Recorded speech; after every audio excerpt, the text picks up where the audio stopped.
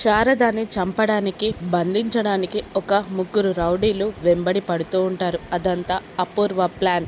శారద ఏడుస్తూ పరిగెడుతూ ఉండగా శారదని పట్టుకోవడానికి ముగ్గురు రౌడీలు పరిగెత్తుకుంటూ వస్తూ ఉంటారు. అలా పరిగెడుతున్న శారద ఒక కారుకి అడ్డంగా వెళ్ళిపోతుంది.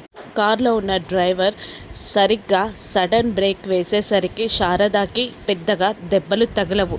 అప్పుడే రౌడీలు వెనకాల నుండి శారదాని పట్టుకోవడానికి పరిగెత్తుకుంటూ వస్తారు. అప్పుడే ఆ కారులో నుండి ఒక వ్యక్తి కిందికి దిగుతాడు. అదే ఆకాష్ రాక్ స్టార్లా మారిన గగన్. ఆ గగన్ శారదకి ఏమైనా దెబ్బలు తగిలాయేమో అని అనుకుంటూ, హా madam, you are okay right now అని అంటూ అడుగుతూ శారద దగ్గరికి వస్తూ ఉంటాడు. తన కొడుకుని చూసిన ఆనందంలో శారద ఫస్ట్ షాక్ అయినా తర్వాత చాలా సంబరపడిపోతూ ఆనంద బాష్పాలు పెట్టుకుంటూ ఉంటుంది. శారదని కాపాడిన ఆ వ్యక్తిని చూస్తున్న రౌడీలు, ఏ హీరో వెళ్ళిపోయి ఇక్కడి నుండి అని అంటుండగా, ఏంట్రా అని అంటూ ఆ రౌడీల ముందుకి వెళ్తాడు గగన్. ఆ రౌడీలందరూ గగన్ని కొట్టడానికి ట్రై చేస్తూ ఉండగా ఆ రౌడీల ముగ్గురిని గగనే చితకబాదేస్తూ ఉంటాడు. గగన్ పక్కన ఒక అమ్మాయి కూడా ఉంటుంది.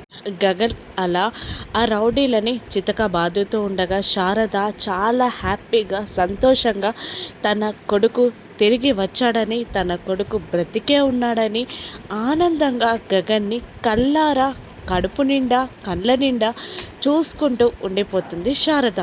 ఇప్పుడు నువ్వే నా కొడుకువని శారద అంటుందా, లేదంటే శారద మాట వినకుండా ఆకాష్ వెళ్ళిపోతాడా, లేదంటే గగన్ని శారద ఇంటికి తీసుకెళ్తుందా, ఏం జరుగుతుందో నెక్స్ట్ ఎపిసోడ్లో చూద్దాం. Thank you for watching.